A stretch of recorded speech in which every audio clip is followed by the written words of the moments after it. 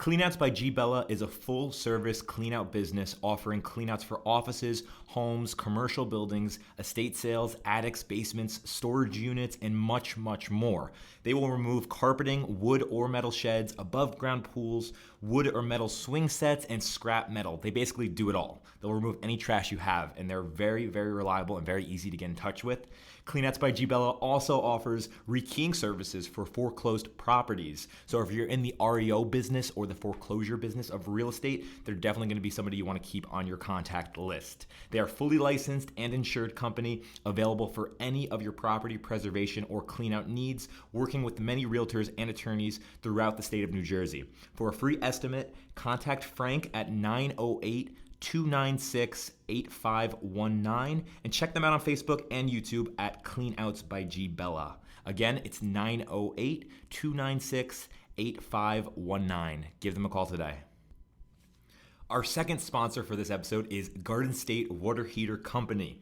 My 50-gallon water heater was leaking. I Googled them and I found Garden State Water Heater Company. Sean and Carmen showed up the same day, and within an hour, they removed and replaced a 50-gallon Rheem water heater and showed me how to flush and maintain the unit for longer use. They're very hands-on, and they will show you and instruct you on how to maintain your water heater as well as replace it. I couldn't have asked for better customer service. They showed up, they were quick, and they were extremely reasonable. Garden State Water Heater cover all of New Jersey and can be reached anytime at 973-434-4100. Again, their number is 973-434-4100. What's going on, Give them everybody? a call today This and get is a free Mike estimate. Greco with Real Talk, the #1 real estate podcast in New Jersey. Thank you so much for tuning in to another episode. Make sure, if you're watching on Apple, to leave us a 5-star review. Please, please, please. It helps so much. And if you're watching on Spotify, make sure to subscribe. Today we have an amazing guest, Yitzi Nussbaum of the team leader of the Nussbaum team. And with over 100 million in sold properties, I want to start things off by asking you, how did you get your start in real estate? What made you get involved in the real estate business? Sure, thanks for having me. So I actually got into the residential real estate world kind of by a fluke. It was not intentional or planned in any way. Okay. So my sister was looking for a house. And I kind of thought, all right, this would be fun. Let me help her out and kind of be her advisor or helper. Yeah. So I started helping her search, and I got to talk to some of the local brokers, and I kind of got a hang of what was going on. And I figured, wait a minute, most of these guys have no idea what they're talking about.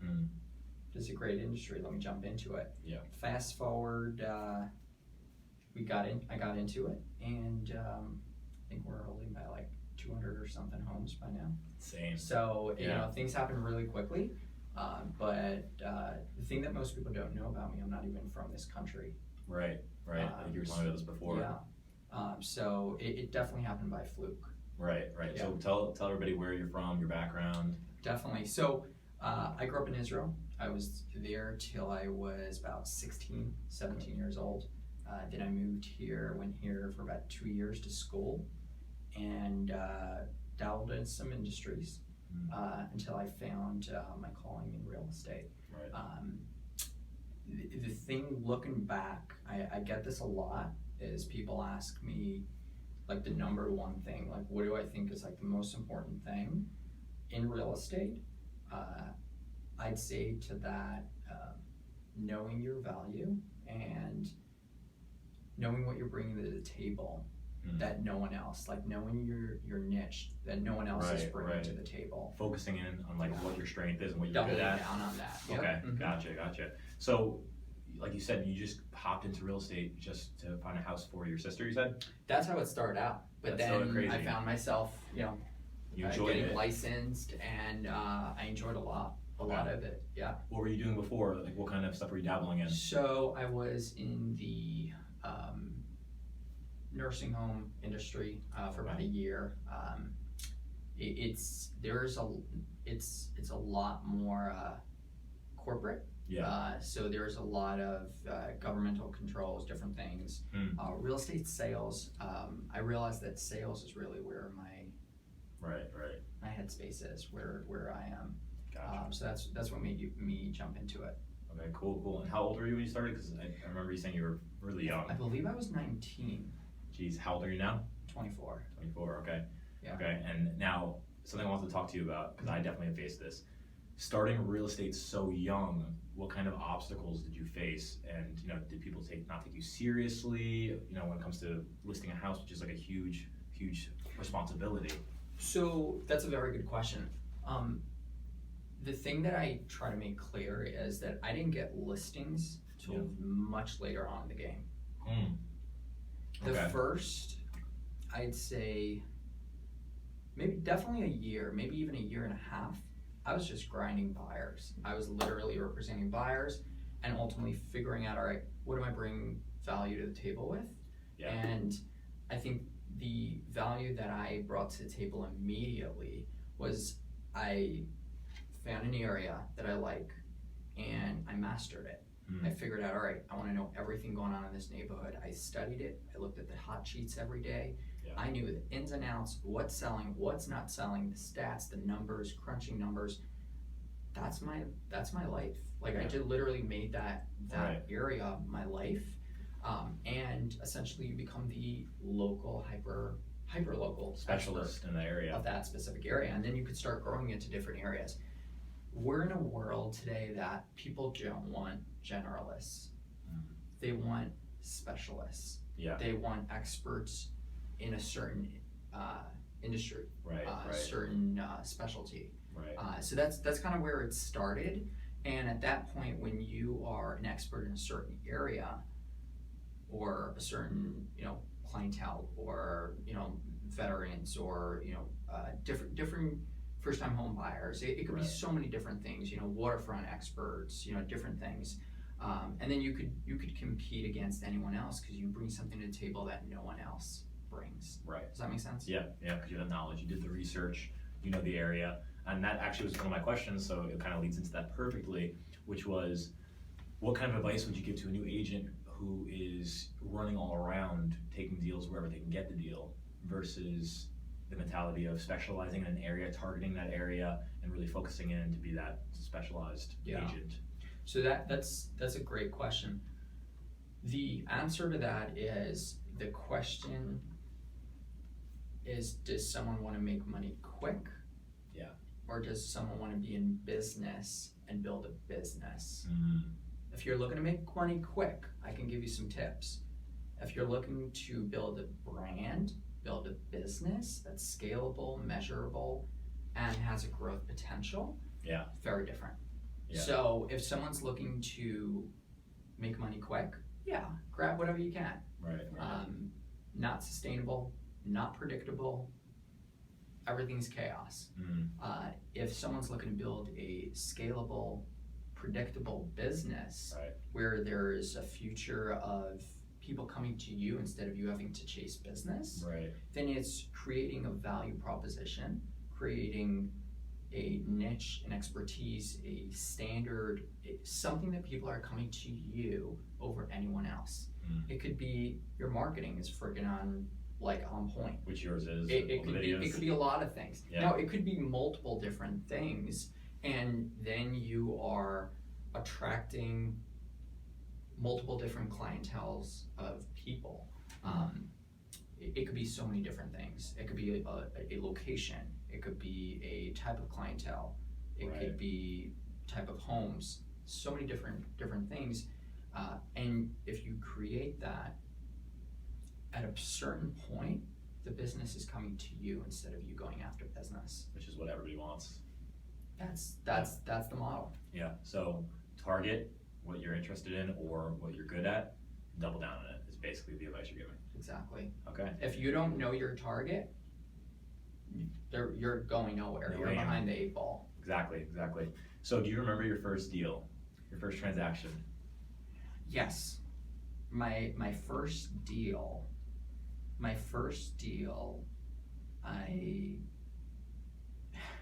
was representing first-time home buyers, young couple. They were buying a home. I had no experience. I had some experience because I grew up in a real estate family, a commercial, investment family, Yeah. but not in residential sales. So what's funny is we got to the walkthrough. Everything was great. We got to the walkthrough, Okay. and the family literally left the kitchen a mess. Like you walked in. What kind of mess are we talking? There was food everywhere. Like they Plates left and stuff? Oh my God, it was a mess. Oh. I had no idea what to do. We sat down, we broke it down into like, all right, what are we gonna do here? We were able to get the sellers to give some kind of credit for a cleanup. Yeah. But it's interesting that I remember that. That was my first deal, I believe. That was a first-time home buyers, and they're fun, working with first-time home buyers because they're new to it. Right. There's no set expectations. We're both kind of learning along the way, almost. Yeah. Do you remember your first listing? My first listing, yeah. So, funny or not, my first listing, I was working on it before I actually was active in the MLS. So I passed my test. Yeah. But I didn't even actually have business cards yet or anything. Right. I was driving around because I was just driving around. I wanted to make sure I know every single street by heart. I can literally walk blindfolded through some streets of North Dover. Yeah. Absolutely. And I remember driving down a block. I saw this older fellow. He was gardening over there. Okay. And kind of like a Dale Carnegie thing where you talk about things that they're interested in. Right. And that gets them to open up and work with you. Yeah. I got into about an hour conversation with him about gardening. You were just walking about down the street? I was just driving by and I was saying hello, and we started talking about gardening. Do you know what my interest level of gardening is? This much. Yeah. All right. We found something in common that he liked. Yeah. And very long story short, I listed a property that him and his brother owned, an investment property on Church Road in Toms River, and then I ended up selling his home that I met him at. Those were my first two listings. That's awesome. Yeah. So some random encounter with a Random man gardening and turned into two listings. That's crazy. And that's something I've heard a lot actually, is like when going to a listing appointment, try to find something that you have in common or something that you can relate to with the person, like a sports team, they always say, things like that. So that you have that small talk, you have that connection, and you kind of remember that. So that definitely makes a lot of sense. All right, we're going to cut to a quick ad break, and we'll be right back. This episode is also sponsored by Josh Blair with Family First Funding. Buying a home should be one of life's greatest moments. Creating a happy customer is not just an idea, it's a tangible result that Josh strives to achieve on every single transaction. Josh's biggest passion and drive today is still the same, helping others achieve their personal goals and dreams. At Family First Funding, their mission is to set high standards in the mortgage industry, and they are committed to quality customer service, putting the people they serve first. Take advantage of their expertise in the residential lending industry by calling Josh Blair today. You will find that the skill, professionalism, and consideration they give to each of their clients is what will make getting your loan a successful endeavor. You can reach Josh personally anytime at 732-904-7856. Again, his number is 732-904-7856. And I can testify personally, I work with Josh on many deals. He is my preferred lender, and he does an amazing job. His team is available around the clock, 24/7. I call and text him anytime. So if you're a realtor looking to work with a new lender who's going to be reliable, answer your calls, and be on top of your deals, he's the guy to go to. And last but not least, we have Goldfinch Title. Goldfinch Title is backed by Trident Abstract out of Wall Township. A leader in the industry, Trident has been in business since 1976. At Goldfinch, they have specialized teams ready to respond with solutions tailored to your needs, whatever they may be. This ensures that you receive maximum responsiveness, cost effectiveness, and efficiency.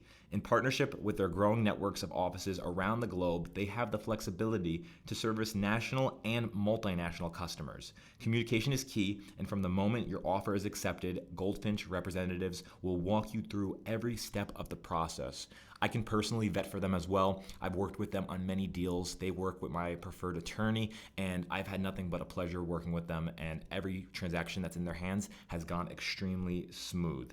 Goldfinch has been vetted by most major banks and lenders. They offer full settlement services, making the process with them simple and completely cohesive. So if you're interested in working with them, call 732-547-2242 for a quote today or to learn more about their services. Again, the number is 732-547-2242. All right, we are back with Yitzi. So my next question for you was going to be, how did you break into the luxury real estate market, and where was that break in time, if you remember going back there? Yeah. So the answer to that would be you get what you focus on. So your results are driven by what you know, as they say, whatever you spend time on, that's what you get. Yeah. So that was my niche, my specialty. I always believed in quantity over quality. You know, it's easier to do a lot of quantity without quality. And a sale of someone's home or someone's listing their home, that's a big deal. Right. You know, it's not, I mean, to us as real estate agents, it may be something that we do every day. But at the same time, it's people's biggest, you know, thing to do. Yeah. And with that being said, how I got into the luxury market was I made an experience. You know, especially in the luxury market, people want specialists. People that are more affluent, that are spending more, they want specialists. Right. And they're fine paying the price for that. Right. And that's where, you know, to pinpoint specifically on that, I can't, but in general, it is based on, I focused on that. And that was where I created an experience and provided value. That's kind of the answer to that. Yeah. So did you always know you wanted to get involved in the luxury real estate market, or you just kind of like when you first started real estate, were you like, I want to get to this type of? Well, I don't know anyone that is going into the real estate business that is trying to get into the mobile home, mobile home aspect. Right. Exactly. So, you know, obviously the goal is to, you know, do more luxury homes. Of course. So that's kind of where I ended up getting to. Of course. Now your marketing is huge. You do crazy videos, you know, walkthroughs, all the crazy editing. Have you been doing that since the beginning, or is this something that you kind of started coming into as you picked up more of these luxury properties? And how important do you think that is for the branding of you and for your marketing of the property? Yeah. So I think marketing is a big component of any sales, you know, world. Right. Marketing is very important. Yeah. And it definitely escalated. We scaled it up, I'd say about 2.5 years ago. We took it to the next level. I always was ahead of the curve, or at least tried being ahead of the curve. Whatever no one was doing, I was already doing. Like, I'm trying to now get into the TikTok game locally. Yeah. Very few people are in that game. That's like my next thing I want to work on. Yeah. It's always being ahead of, all right, what's the next trend? Right. So, you know, I do believe marketing is a huge component of things. Marketing is a presentation of the product, but most importantly, you can have the greatest marketing on earth. If you don't have a solid product, that brand doesn't mean anything. Yeah. Marketing is a partner of a brand. Brand and marketing are two separate things. You could market something. I'll give you an example. Give me an example of a shitty company that does great that has a lot of marketing. I'm trying to think. A bad company. Bad in what way? I'm trying to think of the right way to do this. Like a cheap brand. I get where you're going with it. A cheap brand. You get where I'm going with this. Anything if it's marketed properly. Exactly. You even if it's marketed properly, the brand stands for something. Okay. Now, a Saks Fifth Avenue stands for one thing. And there's no marketing. some parts of it, Right. you know, and then you've got a Macy's. There's nothing wrong with Macy's. It's a different brand. Yeah. So that's really more important than the marketing. Yeah. Is what does the brand stand for? That's an in-depth conversation because Yeah. it's also who they're marketing to. Mhm. Like I was saying, Saks doesn't market, and Macy's does on TV because people are watching television who go to Macy's down the street from them. Yeah. And things like that. So it's all about targeting too. Yeah. That's definitely a huge factor. So it's definitely a very in-depth conversation. And to jump into something else, and this is actually goes back to the original question you brought up. You don't want everyone. No. Yeah. You don't. If you are all to everyone, Yeah. you're no one. Right. Your clients should be attracted to your brand as yourself will bring your tribe of people. You're gonna get people that believe in your brand and your product, and that's the people you want. You're not gonna work well with the people that don't believe in that, don't believe in you. Yeah. So from your experience, would you say that clients are more inclined to work with you because they see the quality of the marketing you provide, or do you think they lean more towards seeing just cold hard numbers? I think that most of my clients buy more confidence and knowing that I know my shit. Yeah.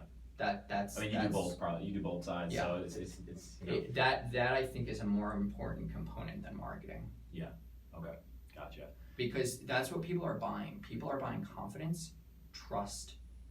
That because they don't know what I'm doing. Right. They need to trust that I know what I'm doing. Absolutely. And that's really what it is. So TikTok, you're on there? Not yet. We're working on it. I know some realtors on TikTok. So Yeah. I mean, Ed Stulak, who was just in here, he's huge on TikTok. 10,000 followers. I mean, he was saying that he converted about 4 leads, I think, from TikTok. So can I give you a crazy stat right now? Yeah, hear it. 80% of my business comes from Instagram. That was going to be my next question. Social media and how Yeah. much business is from that? Yeah. Really? Okay. 80% of my buyer deals, Okay. So buyer sides. buyers come from Instagram. That's like a crazy number. That's insane. So I probably create through our Instagram anywhere from I'd say 20 to 60 buyer leads a week. That is crazy. Yeah. To a point where I'm actually hiring a full-time Instagrammer. Really? Yes. I can't handle it anymore. So over the next 2-3 months, I'm actually in the process of finding someone that will be responding to everyone because I just can't do. That's amazing though. That's a good problem to have. Yeah, I don't even post anymore, so I've got someone that does all that for me. Yeah. A lot of our business comes from that. That's awesome. So is it more advertisements on Instagram that redirect them to our page, or people literally direct Organic. DMing? All organic. All organic. Mostly organic. Wow. We will get, so in average, we'll probably have anywhere between 80 to 100,000 impressions on an average month. That's just organic? Organic. Wow. I don't really do a lot of ads on Instagram. That's really good. So yeah. And what about Facebook? Anything on there? A little bit. You did No, business? we're on Facebook, just Yeah. to be there. But I think Facebook's dying out. Okay. Yeah. Definitely is a little bit on the downslope. And you got all the millennials now on Instagram. Everybody's on there, so all the new first-time home buyers are out there, especially. I wanted to ask you, do you pay for any leads separate from if you boost a post or something? You said you don't even barely do that. Do I pay for leads? Or are you at the point where it's just Instagram pumping through? I would say 99% of our actual business that we close is not coming from paid leads. That's amazing. Yeah. That's amazing. And that's what everybody wants. Everybody wants that referral-based business or social media-based business, but it's hard to get there. So, how was that for you when you first started out? Like, what were you doing to kind of get your business rolling before you had this such influx of leads from Instagram? Yeah. So you do have to keep in mind that when I worked the first 2 years, I was pretty much a solo person. I did everything myself. Right. So my expenses were very low. No overhead. And it wasn't an operation, it wasn't a business. Everything was working slow and steady. Yeah. So with that, the referral base was a lot more consistent.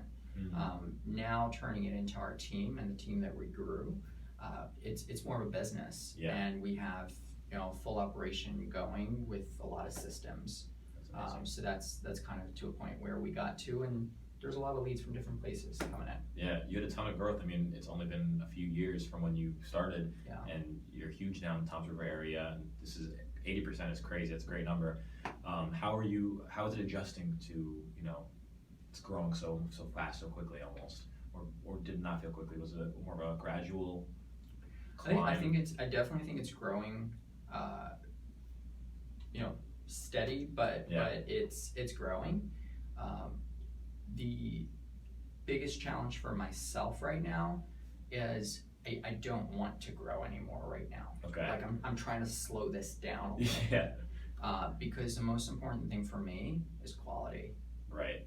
And if quantity is taking over quality, I'd rather slow it down and build out more systems, build out our business so we can support more. So you can have all that quality. I'd rather not have a client than have a client that does not get the proper experience Okay. that I want them to have. So are you pretty, at this point, are you pretty selective of what you're taking? What kind of business you're Yeah, taking? I say many times I'll tell a client no.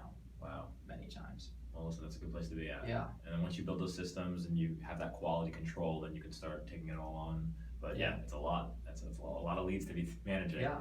That's awesome. So where do you see yourself in the next 10 years? Do you plan on staying in real estate for the rest of your life? Is it your 100% lifetime passion, or do you have any other passions in your life? Yeah, I definitely see myself in real estate for the rest of my life. Awesome. Is it in residential real estate? Who knows? But definitely I have a passion for what we're doing right now. I think we bring a lot of value to people, and we provide an experience and product that not many people in the area can offer. Where we're looking to take this is to create this into kind of a factory of a high quality experience, like a Saks, pretty much. Yeah. Like an experience product, and it's more of a service, not a product. Right. And that's kind of where we're looking to take this over the next few years. That's awesome. Yeah. That's awesome. So one last question, we're gonna wrap it up. What kind of advice would you give to a new agent who's on the fence about real estate or is just starting out and have some difficulties, getting buyer leads or getting any deals? Well, there's two things. One would be your why, like why you, like who are you? Why should someone work with you? If you can't answer that, and if you don't know why, if you can't be sold on yourself, there's no one that is going to believe in buying you. Right. So that's number one. Number two is, what's your niche? What's your value? Like, what are you bringing to the table that no one else is bringing? Right. That would be the number one thing. And if someone can't figure that out, maybe working together along with a team, and there's huge advantages of being on a team. Not everyone's cut out to being a lone wolf. Yeah, that's true. That's true. So finding yourself, finding your niche, finding what you're good at, really targeting on that. Absolutely. Definitely, that seems like the overall theme of Yeah. how you made it here. Thank you so much, Yitzi. This has been amazing. If you want to just plug to everybody, plug your Instagram, anywhere to follow you, TikTok coming soon. So follow me on Instagram. It's yitzisells.tomsriver. Check us out on our websites, thenussbaumteam.com. And I appreciate you having us here. Of course, thanks so much for coming. You dropped a lot of knowledge on us today. Thank you so much for watching, everybody. Make sure to follow us at Real Talk Cast on Instagram and on Facebook, and follow me at mgreco Realty. Make sure to give us 5 stars on Apple. I'll see you guys next time.